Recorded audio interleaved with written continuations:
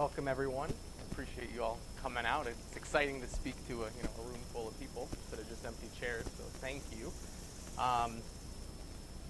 Like Sam said, I'm a data-focused developer, and so today what I want to talk about are the different ways we can tune the queries that are in our applications when we don't necessarily have control of the database server that we're interacting with.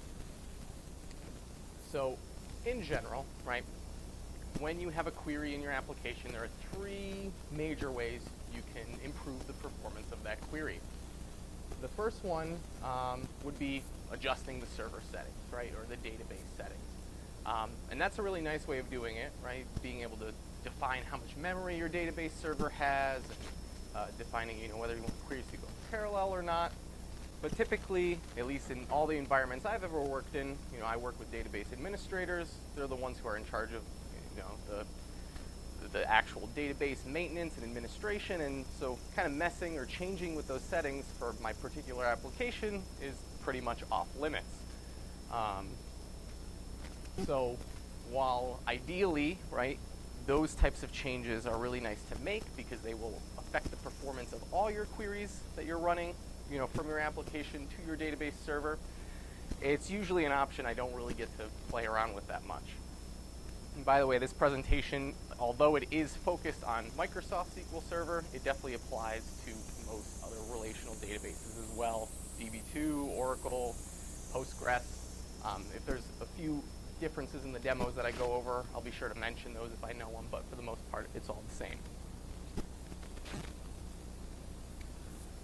Probably the most effective way of tuning your queries is through indexes. And while indexes are by far my favorite way to tune, they have a lot of benefits, right? You can, by adding one index, affect a large number of queries, hopefully in a positive way, in terms of improving the performance of them. But sometimes you also create indexes to help, a specific query or two. And the only downside to indexes, besides them, taking up more space and potentially slowing down things like inserts and updates, are that they are typically also in most environments not available to the average user to just create on the fly on their own, at least in production environments that I've worked on. And so a lot of times when you need a performance tune a query, index modifications are not available either. So that leaves us with query refactoring. And that's going to be the focus of today's presentation, right? As an app developer, usually the only control I have with the database are my queries themselves. And that's whether I'm embedding the queries directly or through stored procedures. Since those are the only things I can change a lot of the time, that's where I typically focus, even though I may prefer to use one of these two other options when available.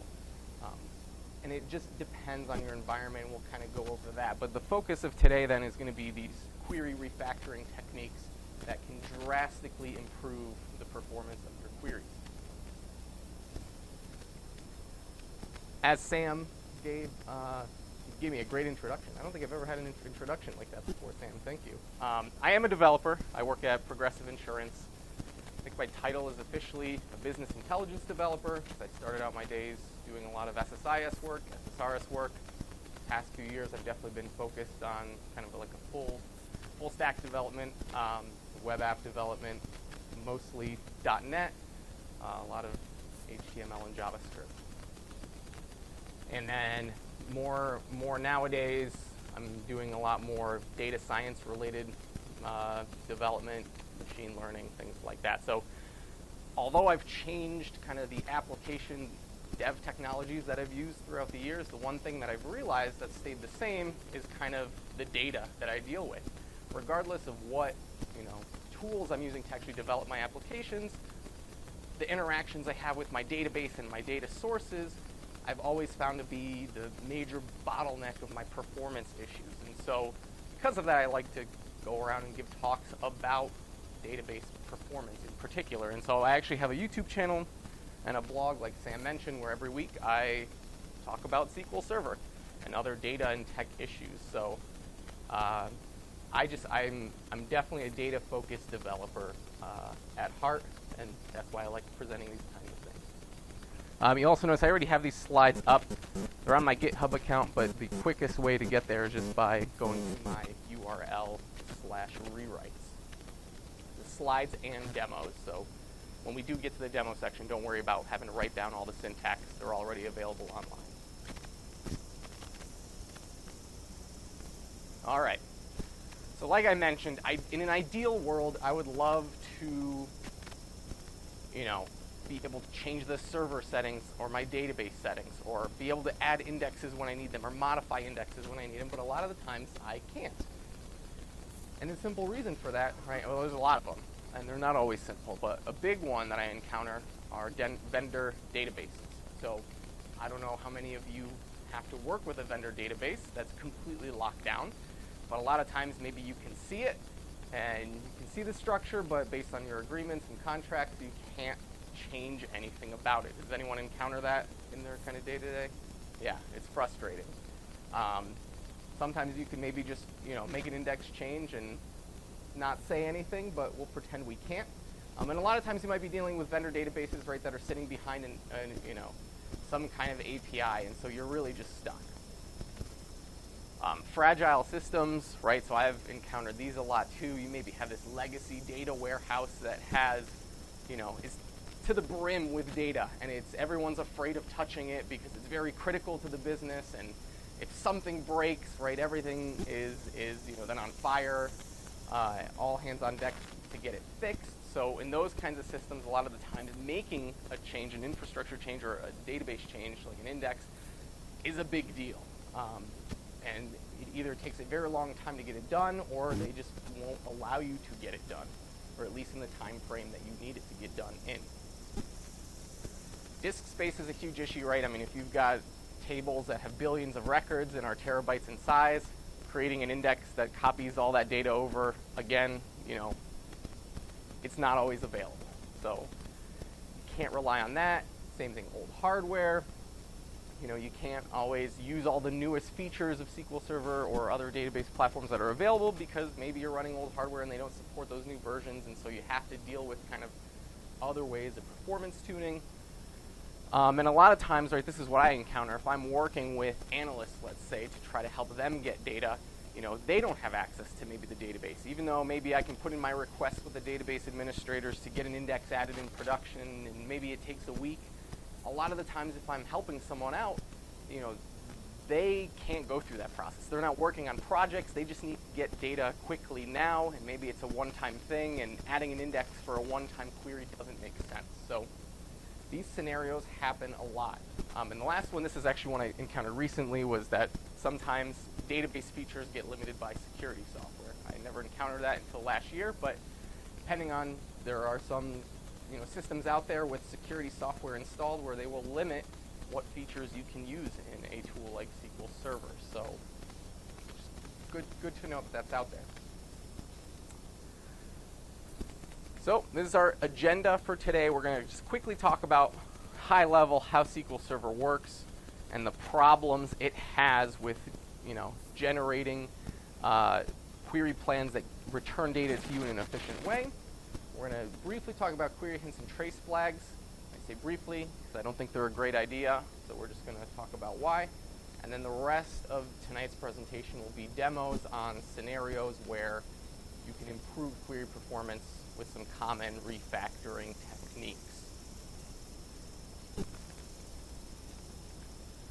So to start out, right, the SQL Server optimizer, and the optimizer in most relational database engines has a very important job.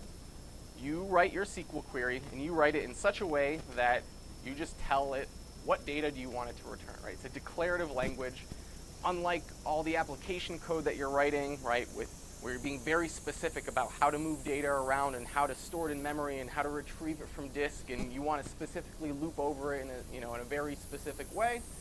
You don't have that with SQL, right? You just tell SQL what data you want, and you leave it up to the database engine itself to figure out, okay, how am I going to return this data to the user? And so there's benefits to that. Obviously, SQL's been around for decades, and one of the reasons for that is it's easier to use for most people. You don't have to be a programmer.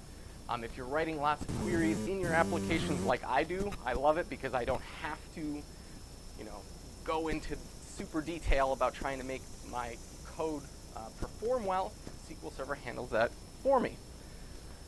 The problem, though, is that SQL Server will not always make the best decisions. If you haven't really gone into the internals of a database engine like SQL Server before, it's actually really interesting, right? So SQL Server uses a cost-based optimizer to figure out how to get your data for you. And the way that that cost-based optimizer works, or at least one component of it, is it looks for meta information about your data to make calculations, right, that help it determine how to actually retrieve your data, right? The meta information is known as statistics in SQL Server. And basically all your tables, all your indexes, you may have a billion row index, but SQL Server is dealing with some, very very high level summary information about that billion row index, right? At runtime, it can't go read a billion rows to figure out what does this data look like. It needs to have some pre-computed values about what that data looks like. And the problem is that in SQL Server, those pre-computed values are just samples of the data most of the time. And when you're sampling large amounts of data in particular, or data that is very unevenly distributed, those estimates and that information that the SQL Server engine has don't end up being very accurate. They don't reflect your data very accurately. And so what happens is the SQL Server optimizer tries to take the query that you're sending it, tries to figure out, okay, I think this table has data that looks like this, and this other table has, maybe this many distinct values. I think we're going to go retrieve the data this way, and it turns out because that metadata is wrong, is inaccurate, you get really poor performing queries. And so that's right. That's going to be the point of today is what happens when the optimizer can't give you a good execution plan. How do we change our queries to kind of help it get the data from the disk in a different way? And like I said, obviously, if you have access to a database administrator and you can do things like add indexes or performance tune your database with your DBA, go that route first, right? That's going to be a much simpler, much easier, more best practice kind of way of handling performance issues. But for those times where you can't, and those do exist, you want to keep all of these we'll call them tricks, in the back of your pocket so that you can try to get better performance through refactoring. All right, query hints and trace flags. So query hints and trace flags are specific commands you can include in your queries to tell SQL Server how to get the data or how to transform the data. And so, right, as programmers, when I first heard about these things, I was like, yeah, this is great. I'm going to tell it exactly which, joining algorithm to use. And I'm going to say, don't allocate more memory, or, do this kind of join to save on memory, and we're going to do more looping. Like, I was like, yeah, I'm getting really in-depth into how to program, the SQL Server engine. And while query hints and trace flags let you kind of control more about what SQL Server is doing, they have consequences. Because you are telling SQL Server what to do, and because your database is never in a constant state, right? You're always getting new data, data's changing, it's being modified. What you tell it to do today by being very specific with something like a query hint may not work tomorrow or a year from now. If your data significantly changes over the next month, you maybe said, okay, retrieve the data this way today, but because that data has now changed, this way today is no longer efficient. So query hints are really good if you're trying to troubleshoot like a production issue and you need to get something working immediately, but you never want to leave them in your final code. For the most part, right? We'll put a little asterisk there. There's some trace flags and some query hints that are more acceptable than others in certain use cases, but in general, you don't want to be specifying which index to use in your query, because chances are long-term that will not be a good fix. So we're just going to assume for today's presentation that query hints and trace flags are, not available to us.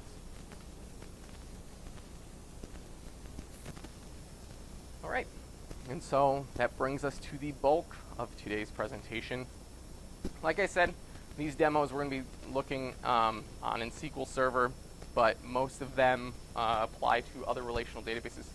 How many people here use SQL Server as like your primary database? Awesome. That's what I was hoping. It's a C#, VB.NET group. Hoping it is a Microsoft crowd, but always good to ask. But a lot of these techniques I do also use on other systems. Like I write a lot of DB2 IBM DB2 queries, and for the most part, these all work as well. So don't just limit yourself to SQL Server. So let's go through this. We have 6 demos we'll be going through. These are all scenarios. Whoops, you guys can't see my screen. That's not going to be a very good presentation for the next hour. All right, let's try that again. There we go. Cool. All of these demos, if you were here earlier, I was telling Sam, we're not going to watch these demos run live. I wrote these demos on my computer at home, and these queries were already slow to begin with, right? I mean, the point of these demos is take a slow query and make it run faster. And at home, when I wrote these demos, they were taking like 10 seconds, 15 seconds on my big, powerful desktop. And then my laptop is a strictly PowerPoint and internet-only laptop, basically. And then when I ran these queries, they were taking minutes and minutes. And so I thought it'd be a very boring presentation just to watch a little spinning loading icon run for minutes at a time. So what I've done is I've included the queries, and I've included the data. The data we're running on is a Stack Overflow database. It's a open source, right? Stack Overflow puts it out. A fellow by the name of Brent Ozar formats it nicely to be able to load into SQL Server. I've included download links in my presentation for that if you want to play around with it. But we're not going to run any of these queries live. Instead, I decided I'm just going to show you the outputs of them and the execution plans, and so it's going to allow us to go faster and get through more examples so you can have more use cases to take home with you. Stack Overflow, I'm sure everyone is familiar with, but if not, right, it's a question and answer site. You ask questions and other people do your job for you and tell you how to do it. It's very helpful. I can't imagine what I would do if Stack Overflow were to disappear tomorrow. You can also answer the questions. Are you big on answering the questions in Stack Overflow? You're there. That's great. That's awesome. Well, thank you. Thank you for doing my job for me. I'm sure I've read one of your answers then. No? Yeah. Cool. Oh man, LAMP Stack. That's where I started my programming days. Was on a LAMP Stack. But yeah, so the Stack Overflow database, it's questions, it's answers, there's users. What we're going to be looking at in this first example, Stack Overflow has this concept of badges, which are just kind of like awards for asking a good question or providing a good answer. But that's basically all you need to know about the database. If anyone has questions at any point about what's going on either with the data or with the queries we're looking at, just feel free to raise your hand and ask. So this first thing we're going to talk about, and by the way, I have almost for all these demos, I've written blog posts and made videos on these topics in the past. Maybe slightly different from what you're seeing today, but in addition to the video that Sam's going to put up after tonight, there's additional blog posts and videos available, right, for all these demos here. So if you forgot what I said or a specific detail, you can check that out here. So we're going to start out by writing this very basic query here, right? What we're trying to do is to figure out who is the first person who has earned each badge, right? Who is the first person who's gotten each award on Stack Overflow? The modern way to write this kind of query is to use this first value function. And you can see it kind of makes it nice. This query is maybe 7-8 lines long. If you're not familiar with first value, it's what's in this over syntax. That's what's known as a window function. And it's really cool. Basically, what it does is saying, okay, give me the first user ID column value within each name, right? So this partition by syntax is kind of like a group by syntax, if you're familiar with that. So it's just saying within each name, give me the first user ID, where you define first as sorted on date and user ID. So this is returning the first user who's earned each badge. Very simple query, very nice and easy to write. I love using window functions in my applications because it makes it very simple to write somewhat complex logic. Now, if we run this query, which I'm not going to do now, because like I said, we'd be waiting here for a little bit, watching it spin, we would get a few different results. So the first thing is this statistics IO output. Has anyone ever played around with statistics IO in SQL Server? Okay, a few people. So let me show you. Right at the top is this command set statistics IO. And so if you've never played around with this, you will love it if you need to performance tune your queries, because what this tells you is it gives you performance information about what your query is doing. So if you just turn statistics IO and statistics time on by running that command, what you will get is this kind of output whenever you run a query. And there's a couple interesting things in here that we want to look at. What you'll notice, right, is first it tells you how many rows were returned. That's fine, whatever.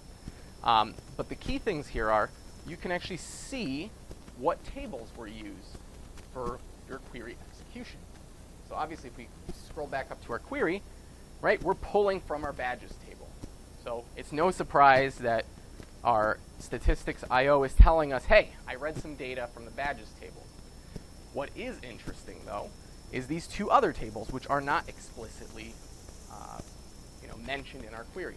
These are temporary tables. Basically, they are staging tables that SQL Server had to create in order to be able to process your data.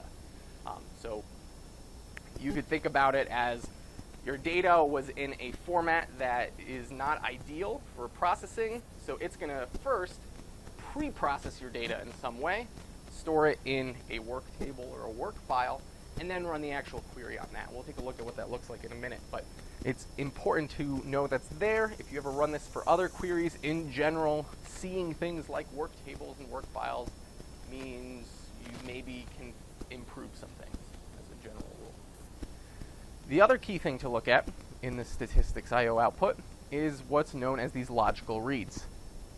So the way SQL Server works is really interesting. All of your data in your database is stored in one giant text file on disk, unless you do some funky stuff. But by default, it's stored in one giant text file. And when SQL Server reads that data into memory, it reads it into memory in little 8 kilobyte chunks. Each one of those chunks is called a page. And this number here, logical reads, represents how many chunks of data it had to read into memory. So we're getting into, especially if you have been programming a long time. I haven't done that much work with C in the past besides writing some hardware drivers, but memory management in those kind of older languages is very important, and this gives you some insight into how SQL Server is managing its memory and how it's reading data from disk. And logical reads could be data read from disk or from memory, depending if it's been cached or not. But it doesn't really matter, because if you're running these queries over and over again, whether that data is currently cached or not cached won't really affect how we performance tune these queries. We just want to see these numbers improve. So right now, you could see this query is doing, I don't even know what that is, 66 million pages that it's reading into memory. 66 million 8 kilobyte pages. That's our starting point. I don't know, someone can translate how many megs or gigs that is, but and that's all from our temporary work table that SQL Server had to create. Our badges table down here, you could see, right, started out with just 46,000 pages of data that it had to read into memory. So we'll keep that in mind.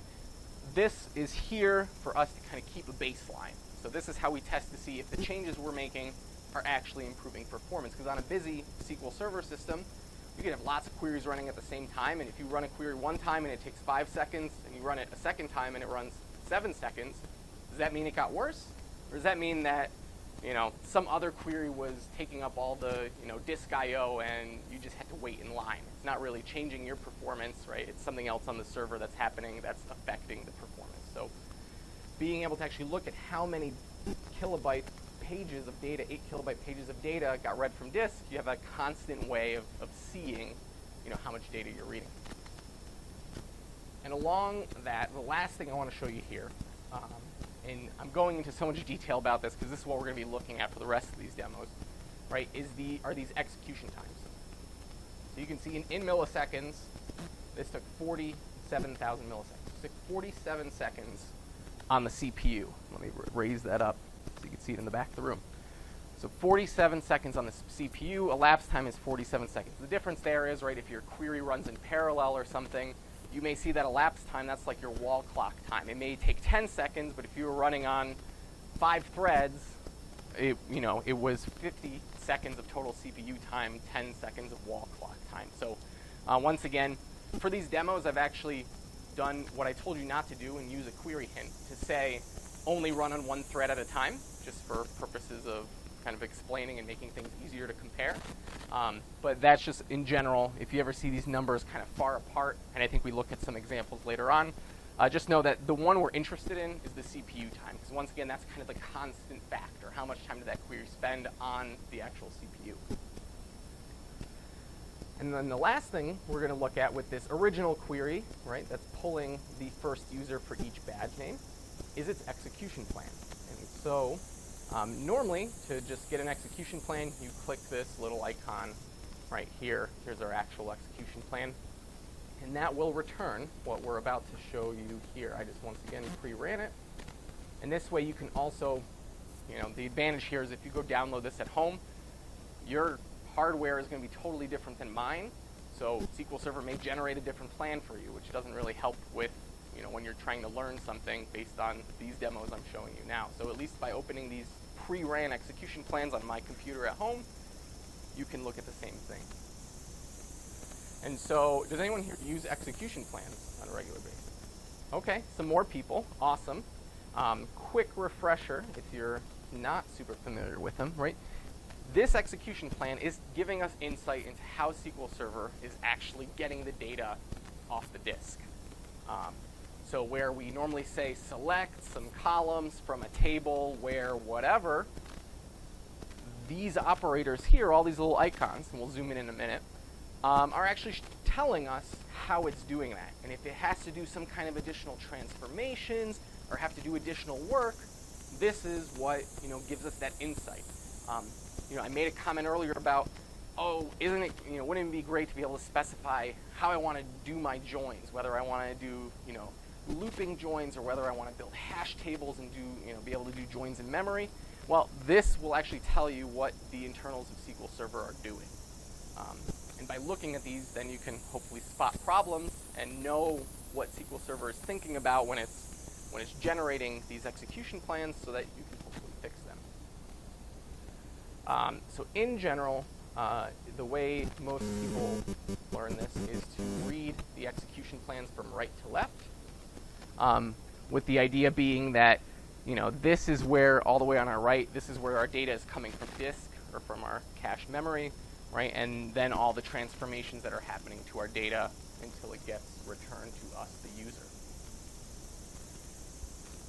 And so if we look at this query, which ran for 47 seconds, for a very simple query, we can see we start with a clustered index scan. And all that's telling us, right, is how many rows of data we're reading from disk. In this case, there were no good indexes for SQL to use. So in a perfect world, we'd add an index that maybe does a better job for what we want it to do. But in this case, we can't. So we know that there were 8 million rows of data read, our number of rows read. And there's not going to be anything we can do there, right? If you remember, our query itself didn't have any where statement, didn't have a where clause. It just said, give me the first user ID for every single badge. So we're not filtering our data. We're going to have to read all that data into memory. There's no real way around that. Now the next section's here. Let me zoom in this way. This will be a little easier to see. There we go. Can you guys see that all right? All right, cool. Beneath all of these operators is a cost. And these costs can be helpful. They give you a rough idea of where SQL Server is spending its time for processing your data. The only downside of these costs is that they're often inaccurate. So use them as like a guiding principle. You can start with them, but don't rely on them fully. Always check by some other means, which is why I showed you kind of that statistics output. But right now, this execution plan is telling us that, okay, we have to sort all our data before we could actually do anything with it, and that's a very expensive operation of relative cost is 90%. We then go through these segmentation operators. So these, right, we don't have to get into all the details of what these do, but they're basically just assigning numbers to each of our rows so that we can determine when the next user ID starts, right? That's how SQL Server is doing it internally. It's looping over our data, adding a new row incremental value each time the user ID value changes. What's interesting here is this spool. So anytime you see the word spool in an execution plan, for the most part, and I'm going to say for the most part all the time because nothing is hard and fast with SQL Server. There's always an exception to every rule. For the most part, whenever you see spool, that means that SQL Server is having to create a staging table to kind of house your transform data. It's not your final result. It's not the way your data started out as, but it's kind of some kind of intermediate result that it needs to finish its calculations. And these are really dangerous because a lot of times they will spill to disk. And as I'm sure you all are all aware, writing to disk, even if it is something like a solid state drive, is significantly slower than if you just keep all your data in memory. And this is where I get to the point of costs being kind of liars, right? Because this says this window spool has a cost of only 2%. So you may say, oh, whatever, I don't need to worry about it. It's small. But if we actually look at this, our original data, if we scroll all the way to the right, had 8 million rows that it was starting out with. That's our, if you can't read it, it says 8 million rows are being read in. Coming into our window spool, let's zoom this in, right? We still have 8 million rows. But then window spool writes that data to disk in our tempDB, and it outputs 16 million rows. So we just doubled the amount of data that we're having to deal with. And this is all due to that window function, that first value window function that we're using. So even though that is a handy syntax for doing this type of work, it's not free. And in this case, it's not free because it is literally having to duplicate the entire set of data that you're using. So always just kind of, if you're looking through here, right, and hovering over these different operators and these arrows which are showing you, how many rows of data were looked at, just use common sense, right? Execution plans can take a while to get comfortable with, right, if you're unfamiliar with all the operators and stuff. But, I mean, you're all programmers. You all know how a computer works and the relationship between, moving data in and out of memory versus in and out of disk. If you start seeing numbers doubling or quadrupling, that's where you want to probably spend your time and see if there's something you can do to fix that, because a lot of times that's where your problems are going to be. So now we have 16 million rows, and if we continue on, there's not much else that is that interesting, right? This is just the inner workings of that rest of that query. So we get the result. So what can we do? So if you have queries, you're using these window functions because they're easy to write. How can you rewrite this to make it run faster? And honestly, the easiest way in this particular case is just write a query the old-fashioned way, right? So before 2012, when SQL Server introduced window functions, and around that same time a lot of the other relational databases also added them, the way you would have to write this query is by writing this super ugly, nested inner select statement here, right? Getting the minimum date for each username or for each badge name, and then joining that back to the badge and doing a minimum of our user ID to get the first user for the first badge, right? Definitely not as nice and clean as this, 7-line query here. However, by just rewriting the query, if we ran this query again, we would get the same exact results. Nothing changes. All we did is we took that special, first value window function and rewrote it the old-fashioned way as if it didn't exist. And what ends up happening, there's a few things. First, you could see there's only one table here. We're not writing to disk to our tempDB. So we are just avoiding, doing anything that has to write to disk, which is slow. Secondly, if you look at CPU time, This is taking under a second now. And the reason that's happening, right, is just because SQL Server decided to get your data in a different way. And we can look at that if we look at the execution plan for this seemingly more complicated looking query. The execution plan itself is a lot simpler, right? So in this first step, whoops, sorry about that, right? We can see our actual number of rows read is 8 million. And like I said, we're reading all the data in the table because we don't have a where clause. There's not much we can do about reducing that. However, the rest of this query changes a little bit. No longer do we have that spool. Remember how I said spools typically are bad for performance, right? It's some intermediary data set that SQL Server is creating. It got rid of that. It was able to use these other operations instead to retrieve your data faster. So at a high level, right, and this is what this presentation is going to be all about with the rest of these demos, is if a query is slow, just try rewriting it, right? Rewrite it some other way. And this is where you have to be creative. And we're going to go through the rest of these demos a little faster than this one because now you're a little more familiar with execution plans.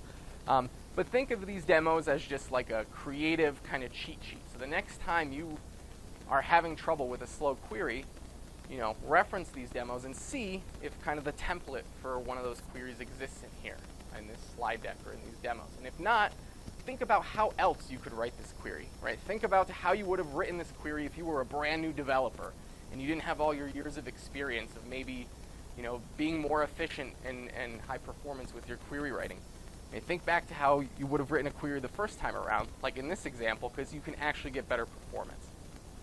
There's no hard and fast rules. It just comes down to changing, the way you write your query to hopefully coax SQL Server to give you a different way of retrieving that data.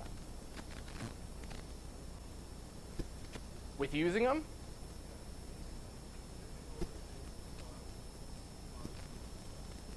yeah, so that's a great question. He asked, any considerations for using window functions? I would always use a window function first, right, in today. Always try it first because your query is going to be simpler. If you have to hand that code off to someone else, they're probably going to have an easier time understanding it because it's simpler, right? I'm a big fan of not necessarily getting the best performance. I'm more interested in readability as long as the performance is roughly equivalent. It's just in some extreme scenarios. Yeah, so this is not the typical scenario where the performance is, 50 times worse. Only if you do truly get bad performance would I then try refactoring, right? Because refactoring also takes time. It's not like it's, you're done in 30 seconds, right? So I never try to over-optimize, right, from the set, from the start. I try to write it the easiest way possible, which is with a window function, and then only fix it if there's problems. It's a great question, though. Anything else? All right. So our second demo is with correlated subqueries. So once again, here's our query here. And what we're doing is we're trying to figure out when was each user's first badge awarded. So similar to the last question. But what we're doing here is basically, hey, let's select each user ID. Whoops, don't want to do that. Each user ID from our badges table. And then for each one of those user IDs, give me the first date, right, that they received that badge, or received a badge. Excuse me. And this way of writing a query is what's known as a correlated subquery. It's just a common way. I don't know why. Usually, right, you're told to avoid this way of writing queries. There's some queries that you can't kind of avoid, but it's generally not a great way of writing a query. We'll go into why in a second.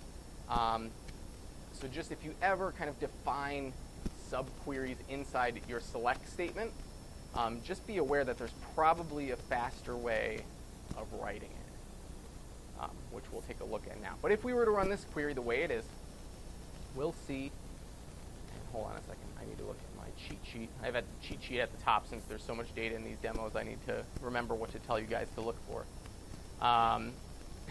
The key here is, right, we have this query taking about 8 seconds to return, 8 seconds of CPU time.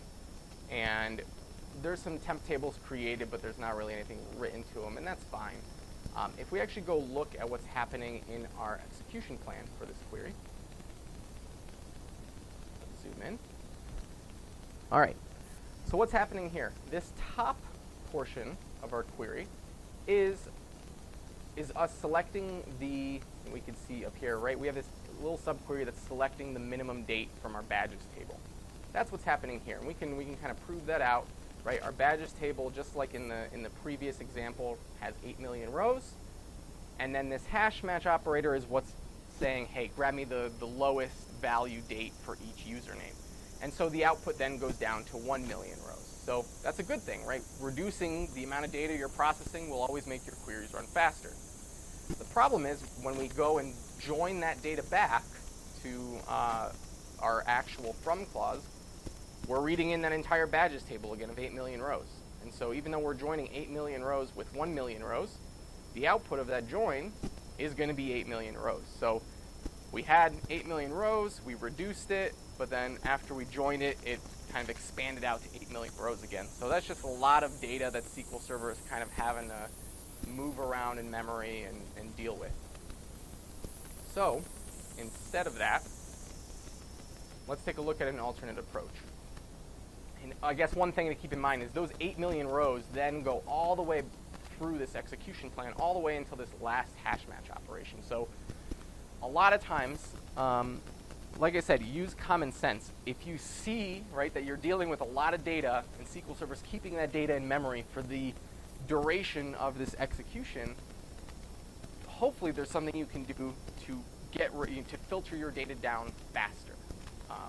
And that's this case, right? This data came all the way 8 million rows until the very last step where it got reduced back down to 1 million rows. So what is one option? Well, like I said, generally you never want to have any kind of select statement nested inside your select statement. So if what we do is just take what we had up here, right, just as a refresher, here was our kind of select statement in a select statement, what's known as our correlated subquery. We are just going to move that same exact query and put it here inside of our inner join. You have to move the on clause to the outside, but basically it's the same exact query. So by just moving it out of the select into the from, we'll see that it spent 33% less time on the CPU. We'll take a look at why in a minute, but you can see there's our CPU time. It went to 5 seconds.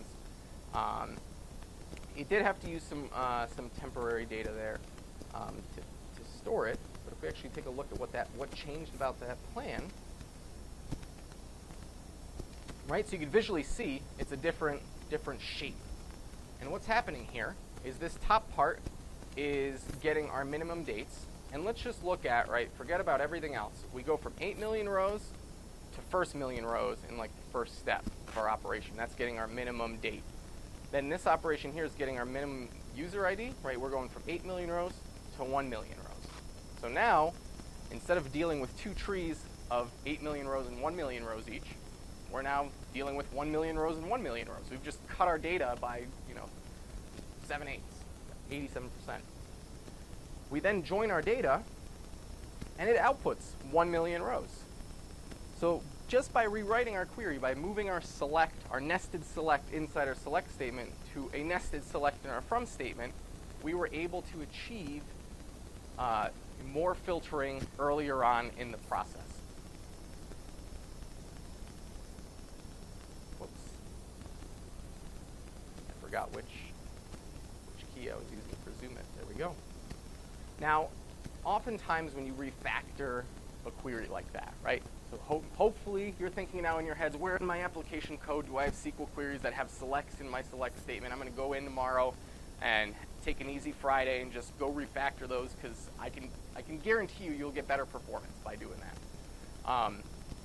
Almost guaranteed. So you're thinking about, what can I do? So anytime you refactor a query like that and you make a significant change to how that query looks like, take a little bit of extra time and see if you could refactor it further. Because what ends up happening is a lot of times this query becomes really redundant. There's no reason to do this select statement in our join here when we could just move our minimum date up to the select if that's what we really needed, right? We could just move that outside. We will logically get the same exact results. We will have one less join in our actual query. The query is smaller and simpler to look at. And if we look at the execution times, right, now we went down from 5 seconds to 3 seconds of execution time. So it's just like you're refactoring, you know, your C# code or anything else. If you are making changes to it, stop and just, you know, take a more holistic view of it. Now that I got rid of all these variables or other things, do I actually need the rest of this code, or can I trim it down even further? And you will get much faster performance because of that, oftentimes. You can see here's just our last execution plan where we kind of trimmed it down all the way. Much, much simpler. All right, moving along.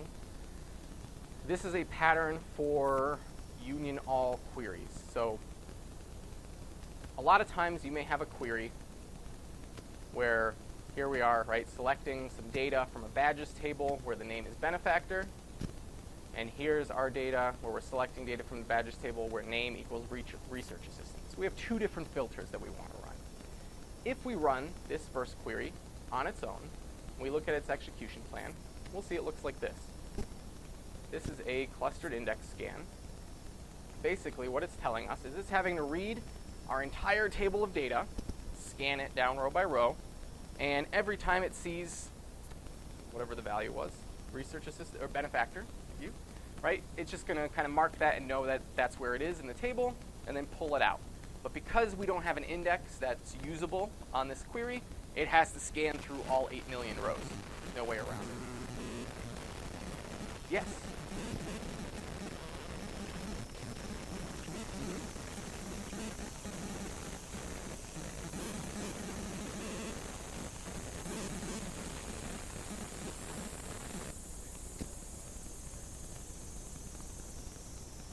Can you access this execution plan? So in Visual Studio, is that what you're saying?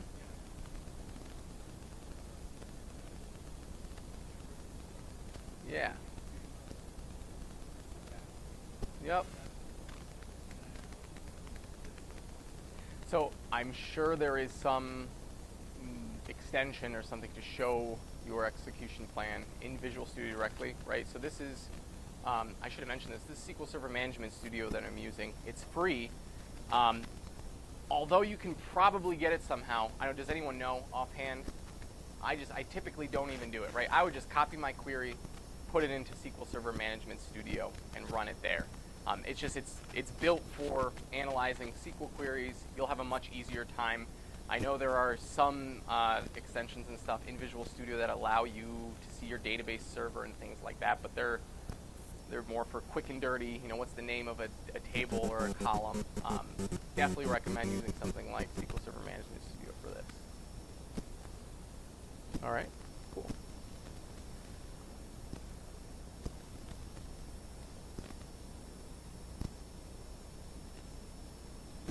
Yeah.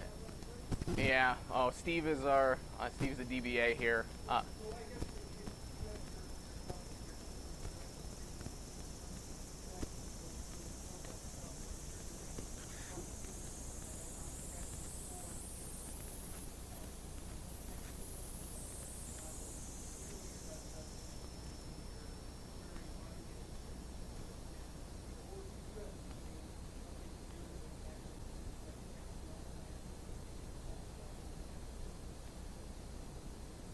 Yeah, and as to Steve's bad reaction about a trace, right? Traces can have very bad impact on your SQL query. So if you do have a DBA and like maybe you don't know what the query is that's running, like maybe it's a stored procedure and you can't see it, ask your DBA. He'll be able to look it up using different methods. Like that query is probably cached in the server. He or she can get you that query plan. Or even better, help you out in improving the performance of that query without having to, you know, capture all the events going on your SQL Server with a trace. So, good point though. All right, so back to this example, and we'll take a break after this demo real quick. Based on this example here, if we're querying for benefactor, we have to scan and read every single row, because that's what SQL Server determines is the most efficient way of returning that data. If we look at the second query, the only thing that changes is the value that I'm filtering on. So if we filter on Research Assistant, what's interesting is although the query itself is exactly the same, we're just changing what we're filtering on, SQL Server will actually give you a different execution plan. The reason this happens is SQL Server has to make a decision. Do I read all 8 million rows and, kind of pick out the ones that are equal to my value?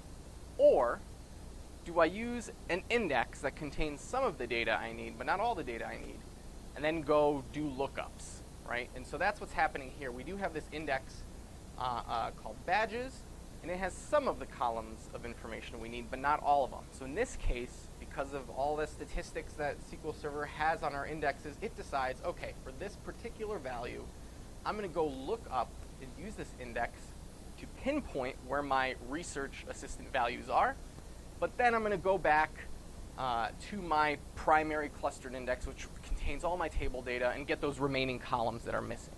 So even though we have these two queries in this scenario, which look almost identical, they are getting two different execution plans from SQL Server. So now, if I go ahead and combine them into one query, right? One way I may do that is by just saying, where name in benefactor research assistant. I might also just say where name equals benefactor or name equals research assistant. You're going to get the same exact query plan with either of those. That syntax is just an alias for one another. So SQL Server doesn't care which one you use. If you run that, you will notice SQL Server, right, now picks one way of getting the data. And it's doing it via that key lookup. So it's using an index to find some of the information, and then it's basically getting some pointers to where the rest of the information lives to go retrieve that information.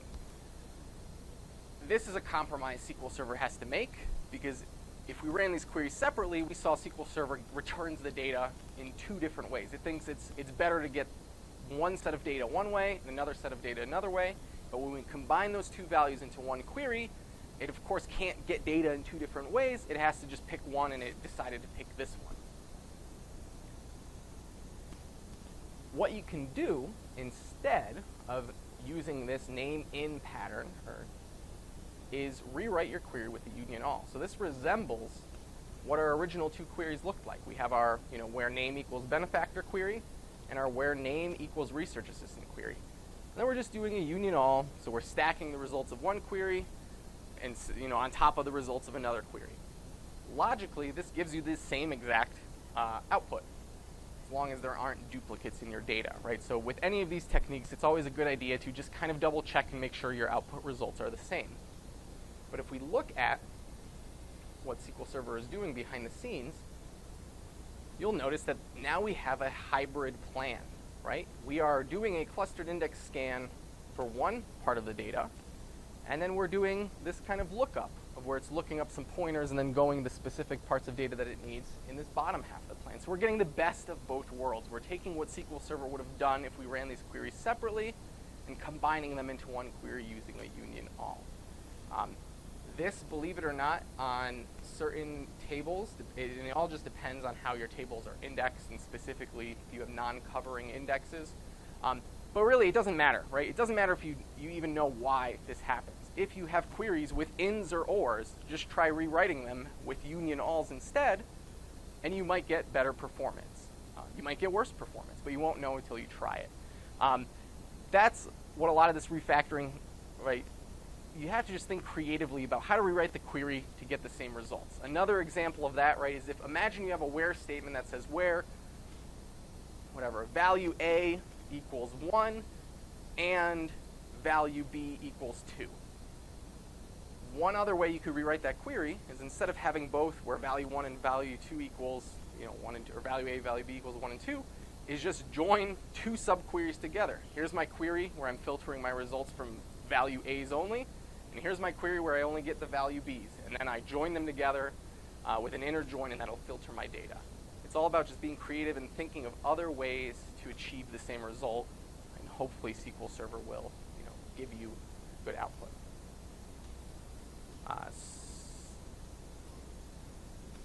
Yeah, so on this one, good point.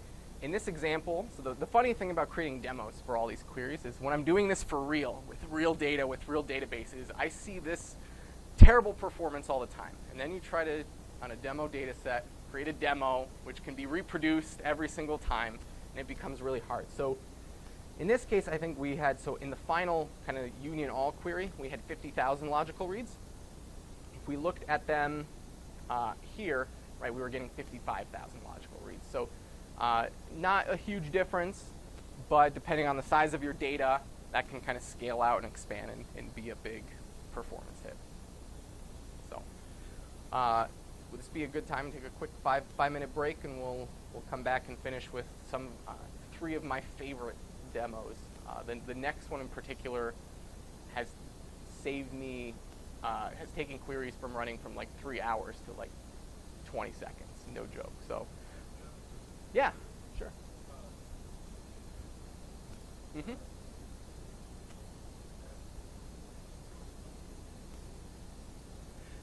Totally. Each one of these techniques is data dependent, right? Because of what I mentioned very early on in this presentation, SQL Server decides how to retrieve your data based on the statistics it has on that data. So sometimes it has good statistics, it'll pick one plan and your queries run fine. Sometimes if the statistics are out of whack, it may choose a plan and it'll still work fine, but other times it won't work fine. It's just one of those things that you won't know till you try it. Yes. Oh.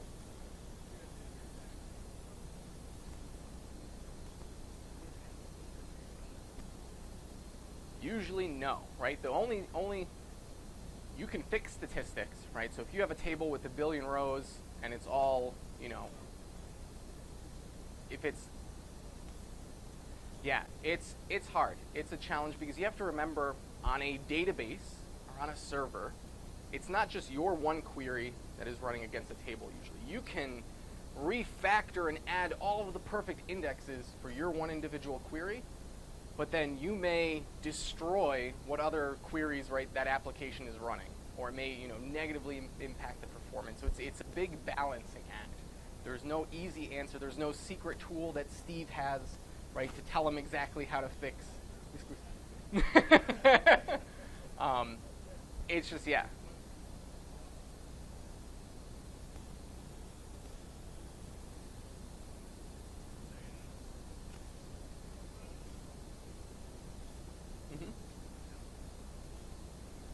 Yeah, and you have to, right, in general, right, doing something like adding an index is going to affect all the queries on that table. And if you're good at creating indexes, you know, and hopefully if you have a DBA, they should be pretty well versed in it, they'll be able to help offer assistance and guidance on how to create an index that's going to work for most of the queries on the table to perform well.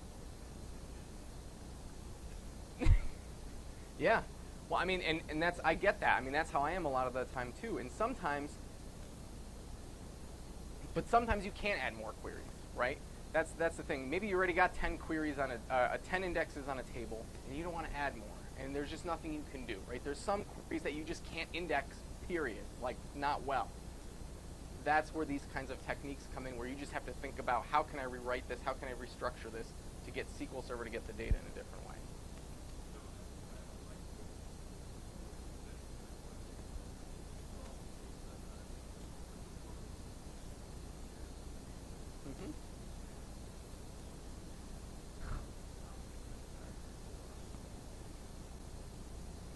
Yep, exactly. Yeah, because SQL Server thought for one of those pieces of data, it's faster to just read all the data in the table, and that's going to be faster. Versus the other one, I'm going to look up a data, go retrieve a row from somewhere else. Look up the data, retrieve a row, and it's based on the distribution, or what it thinks the distribution is.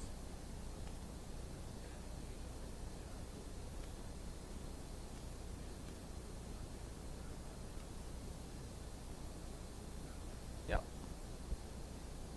You just have to test. You have to test. Yes.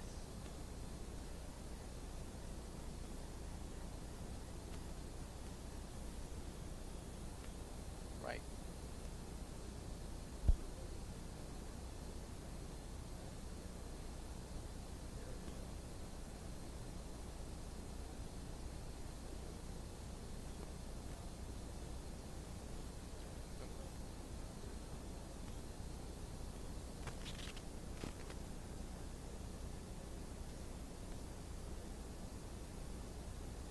that's a great segue to the next demo, which we'll get to, is because while that is absolutely 100% correct, what I'm going to show you in the next demo is a time where your estimated statistics are awful, and it's not necessarily because of the statistics that are on the server. It's because you're going through multiple transformations.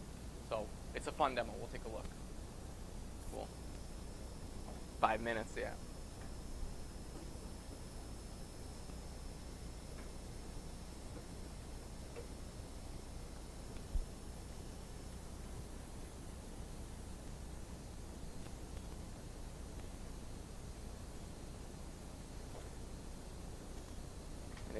Anyone else has other questions, I'm happy.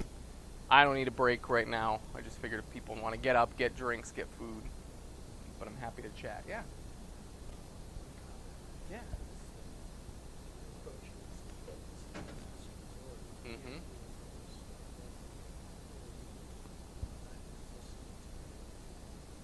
Okay, why?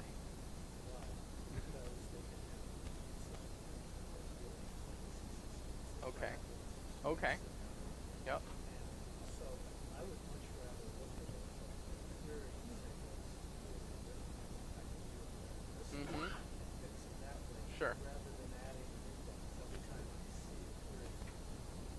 Well, So perfect. to me, this stuff is the first one. Okay. That's what you do first. Yeah. And if that doesn't well, Yeah. And that's I mean, I'm happy to hear that this is valuable to you, or at least it sounds like it's valuable to you. I'm sorry to hear that that is your first approach, because usually, right, with an index, this is like, that index, adding one good index is going to fix 10 queries on that table, right? You're spending 1 hour to build one good index, and you're improving 10 queries. With this stuff, you might spend 1 hour on one query, and you're only going to get benefit from one query.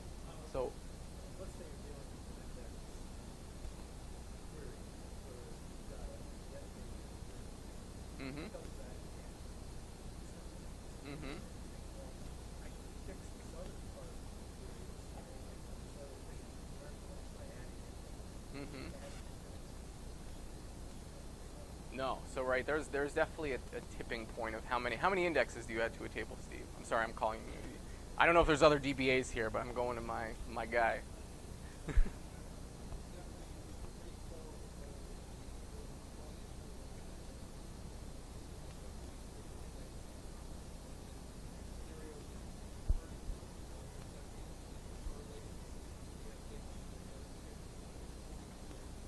Yeah.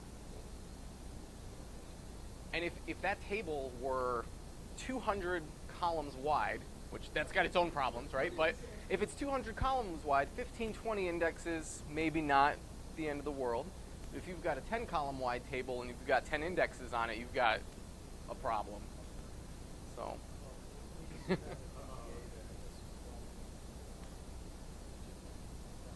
Okay. Whatever it said, Hey, at least it's better than nothing. Oh. Yeah, it happens. It happens. Cool.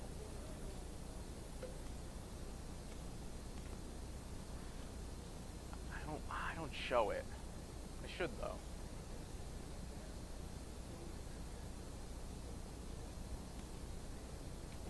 Yeah.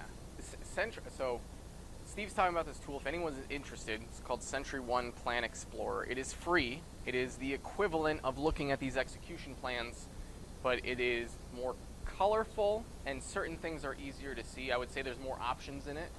So if you want to ease into it, maybe start with this, but if you're comfortable with this already, go check out SQL Sentry's Plan Explorer. It's free. It shows you this information in a much maybe easier way once you're used to seeing what you're looking at. If this is the first time you're looking at execution plans, don't go use that tool because I think it'll be confusing. SQL Sentry is the name of the company, or SentryOne's the name of the company. SQL Sentry Plan Explorer it's just a free tool out there.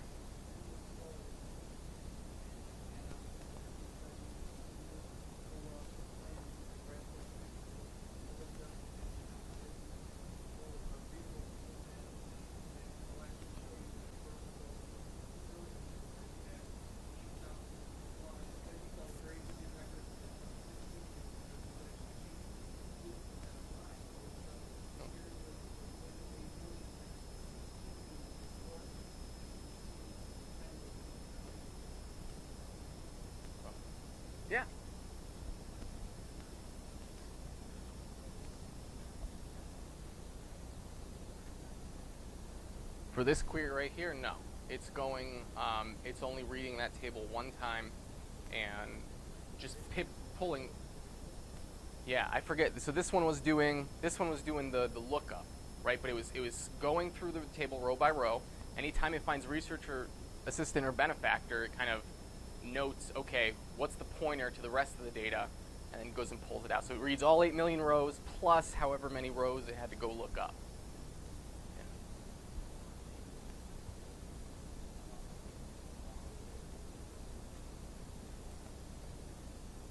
Yeah, it could be, right? So if you had more names, if you were let's do it this way, forget about the names.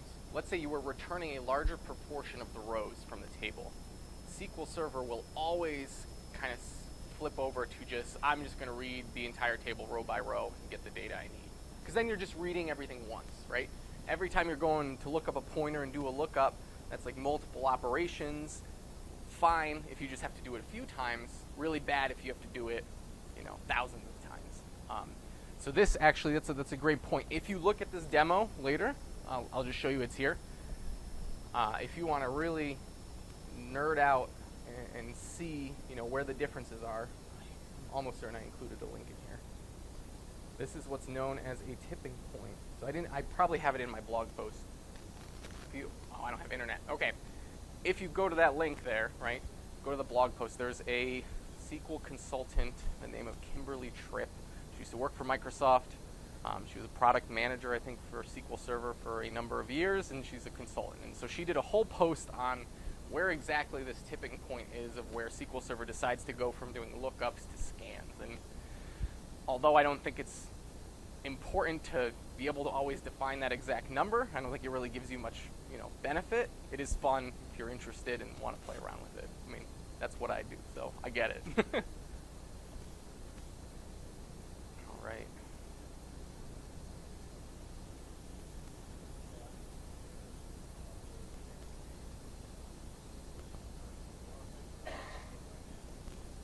Mm-hmm.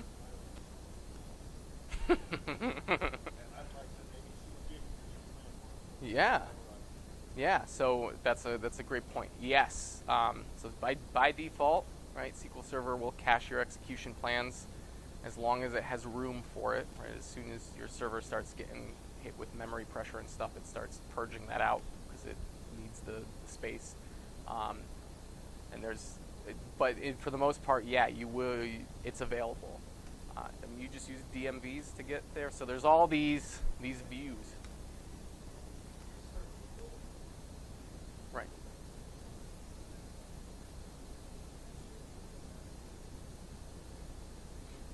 Right. If the system you're working on is getting lots of different kind of ad hoc queries running to it, so like analysts are hitting it with different queries all the time, you're going to fill up that cache very quickly, and so they're going to start rolling out of it very quickly. So you got to be pretty quick about going to get it. If you are only running stored procedures, right, and there's 20 of them, and those are the only queries hitting your database, all of those are going to be cached probably forever and ever until you restart and you lose them. So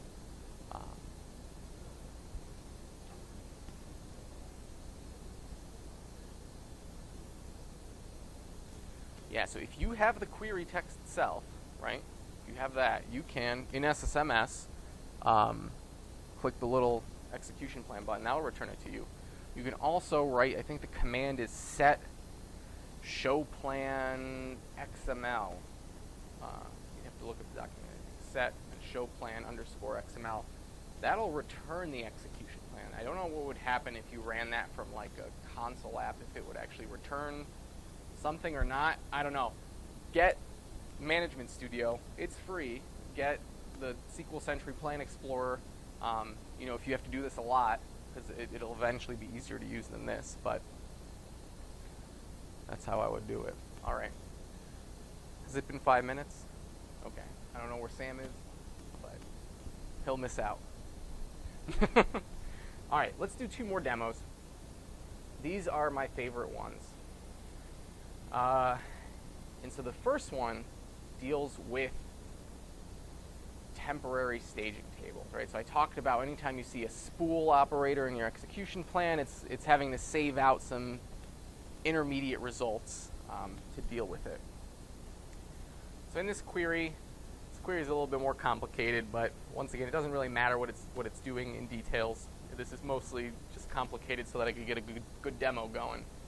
I'm using what's known as a CTE, or a common table expression. This is a very handy way of writing queries. Do people use common table expressions? Yeah, okay, good, awesome. I love the syntax form. I think it's a lot easier to write complicated logic.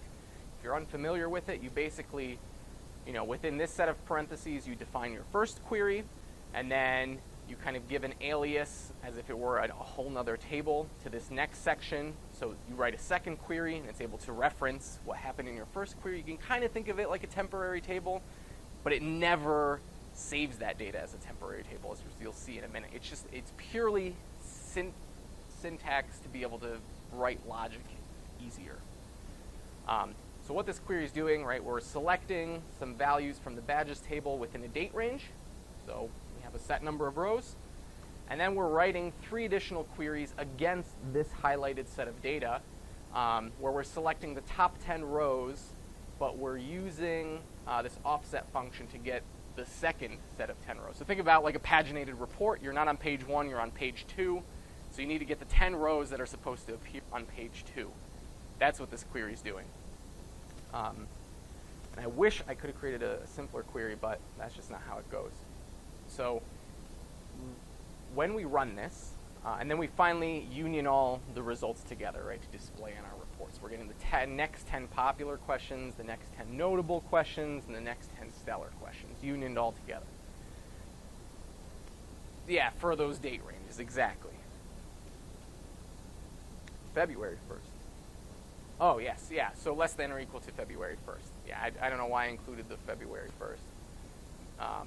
But there it is. So if I actually run this, and we look at the execution plan, there's something interesting that happens. The first thing, and this is usually surprising to people, is that whenever you use a CTE, although the syntax makes it seem like you're reusing that first aliased result set over and over again, so you think SQL Server would cache it, maybe, or something like that, it doesn't.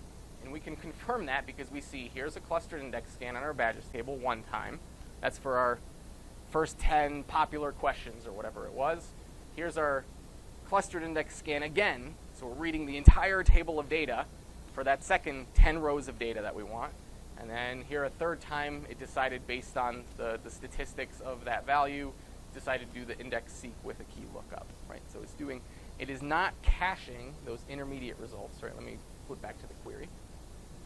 Right, even though you would think it would cache this result, and then since you're running this data here on this January 2010 badges, which is the name of our first query here, it's not reusing those results. It's actually executing your query basically 3 times.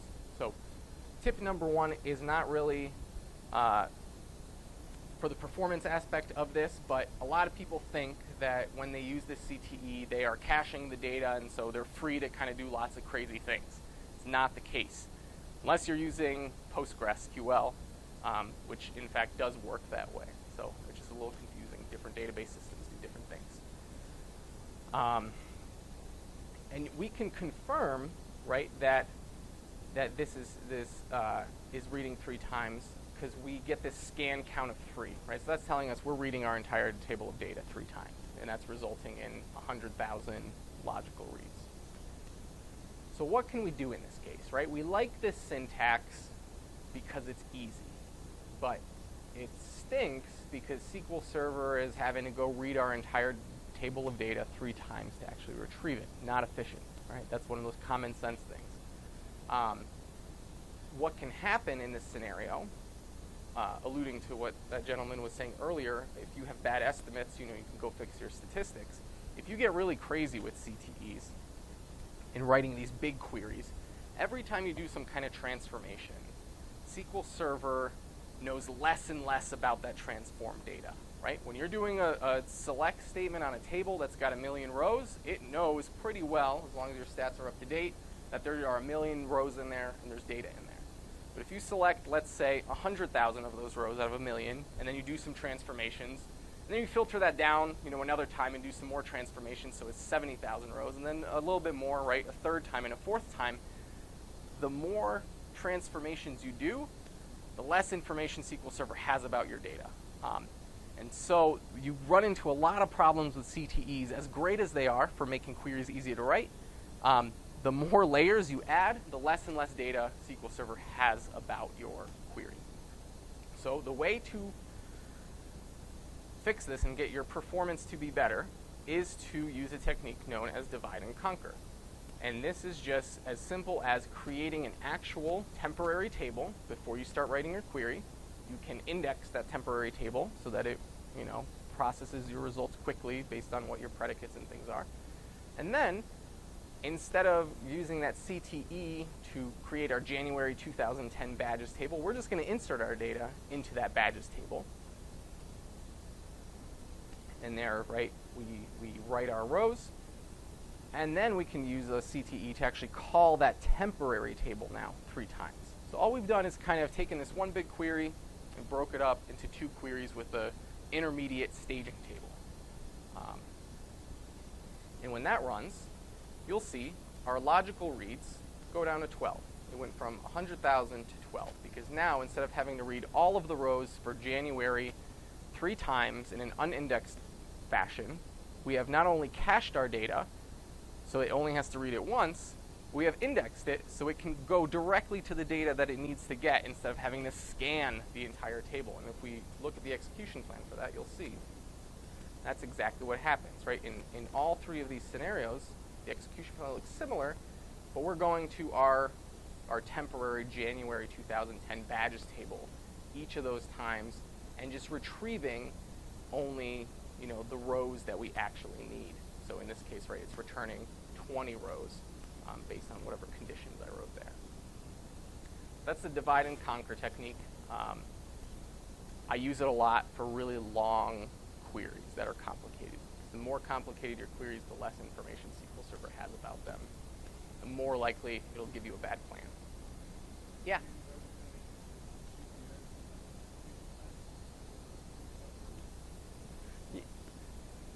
Yeah, and I don't know if I wrote it down. So I didn't write it down here. I'm guessing it was insignificant. There is a slight bit of overhead for creating a temporary table and loading it. But if you think about it, would you rather read I don't know how many rows were in that initial one. Let's say 1 million rows 3 times because your data is unfiltered and unindexed? Or do you create a temporary table where you can create an index and have SQL Server read that smaller data set and be able to seek directly to the rows it needs 3 times?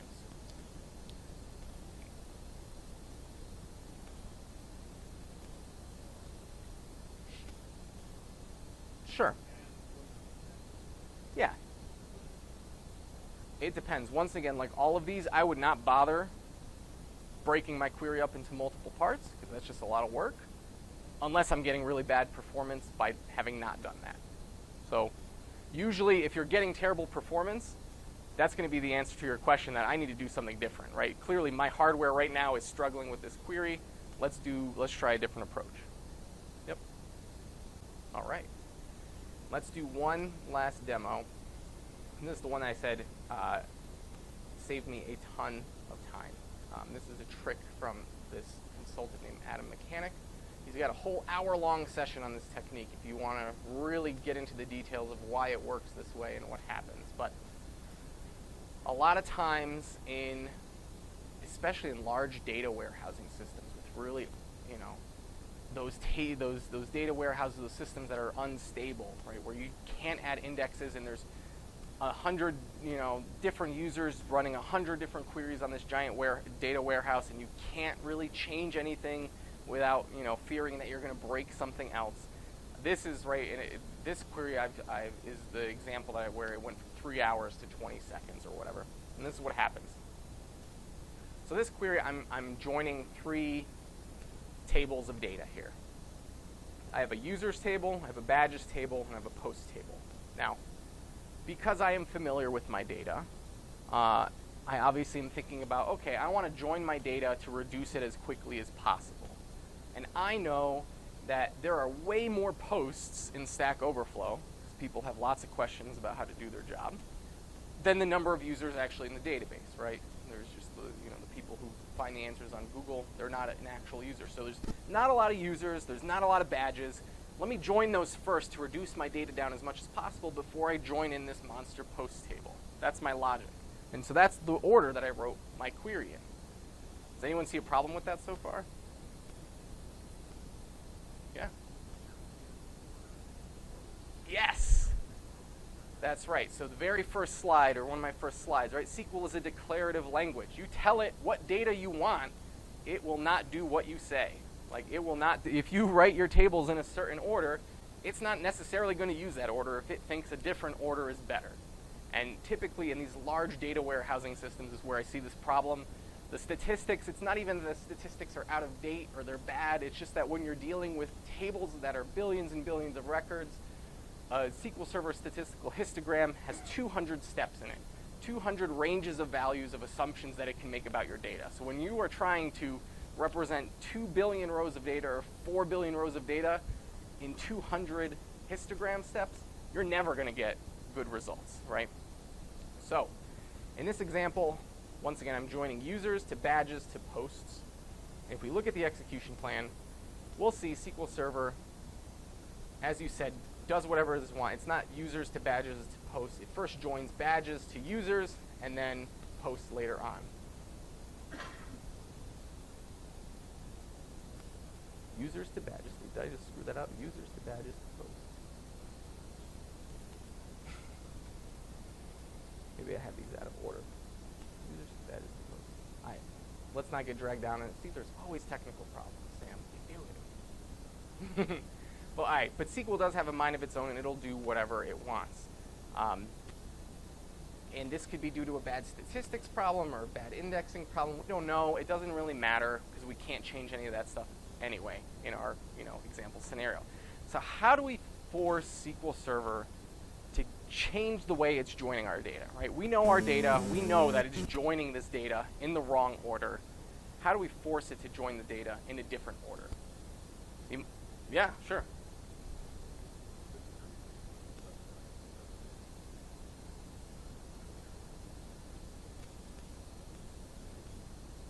Oh, don't do that. The first answer I can go with. I can guarantee you writing the function, while it will work, it will make the query even slower than it already is. But that first example, right, that's a really good point. Not the one I'm going to demo, but that's a great way to think about data creatively. If you're doing inner joins, can you do something like a left join and then filter your data after the fact, right? Or something like that, right? Just kind of trying to trick the optimizer to do something. So that's definitely the way to think about it. In this example, I was baiting someone to say use a query hint to force the join order, because there exists a hint to force the join order. You don't want to use it, though, because if your data changes a month from now and that's no longer the right order to use, now all your queries are going to suffer. So don't use the query hint solution. Instead, you might try something like adding parentheses, right, to indicate order of operations. I'll cut to the chase. That doesn't work. Once again, SQL Server doesn't care how you try to define it. The only way that you can force SQL Server to join the table orders in the way that you want without having long-term, long-lasting negative effects is by adding a blocking operation to your query somehow. And one way to do this is by taking one of your tables, in this case posts, right? Because we want to join posts and users first. I can say select top whatever, and I'll explain this number in a second, from posts and users. And what that's going to do is, because top is a blocking operator, right? It's saying give me the first X number of rows. It has to do those table joins first in order to then finally be able to join to the badges table at the end. Significance of the 2-1 for the 2 billion, right, is, yeah, that, and it sticks out, right? As soon as a bunch of people saw, I heard some laughs and stuff, it sticks out in your code. If you had said select 1 million, people may think your business logic is actually saying return 1 million rows to me. If you do something crazy like that, it's at least going to catch someone's attention. You'll see I have it documented, that this forces a join order. It doesn't matter what number you use, as long as it's larger than the total number of rows you're returning, right? So the trick here is that the top operator is going to force posts and users to join first, and because your top value is so large, it's not actually filtering the results at all. It's just causing them to run first. And then when you run it on badges, that's the order it'll happen. If you look at the execution plan, if I didn't totally get them out of order now, yeah, you can see here's our top operator, right? And because that is, it can only run and complete, right? It can't start passing additional values to the rest of the query until it's done running. It is joining our users in our post table first, doing that join, limiting it to the first 2 billion records, which we know there's not that many in here anyway, which is fine, and then continuing with the rest of the joins. If you have large tables with bad statistics, and you can't add indexes, you can't do anything about it, and you know that the tables are being joined in the wrong order, this will save you huge amounts of time in many scenarios. Does that make sense? Cool. All right. We jump back to the slides, just last few things. So those are our demos. Uh-oh. I'm hoping I'm in presenter mode. Sam. We have to, oh, here we go. Let's do that. That'll work. Cool. And these demos were just a taste of the things you can do. A lot of times when you have to do these kinds of refactorings, you just need to be creative about things. So like as a cheat sheet, come back to this slide, do things. If you are writing functions, scalar functions and multi-value functions in particular, try to just copy that code directly into your body of your query. Because of how SQL Server's cardinality estimator works and the statistics and deriving execution plans, functions are terrible for SQL Server because it knows nothing about the data that your function is running.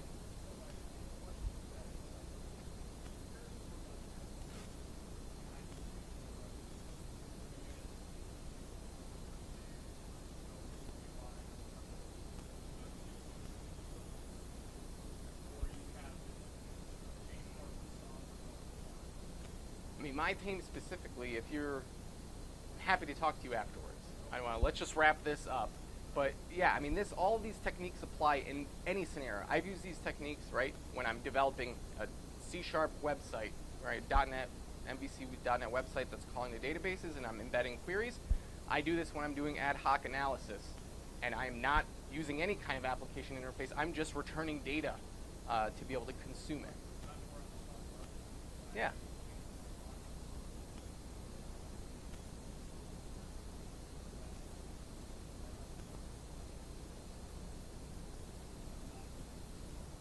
Okay.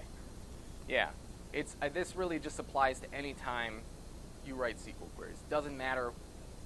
Yeah. Some of these techniques will work better for data warehousing scenarios. Some of them will work better for like OLTP flows, right, where you're doing lots of CRUD operations and stuff. It really depends on the given situation. The key takeaway I want you all to have for this is that there's not one way to write a query. There's probably 10 different ways to write a query. And if you get bad performance from a query because you wrote it one way, and you can't do things like you don't have a DBA, right? If you're a one-man show or you can't get a change done in time, think about other ways to refactor your query.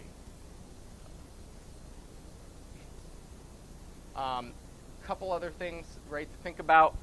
If you write a query with a distinct, you can almost always get the same results by converting it to a group by. I've linked to a blog post about that.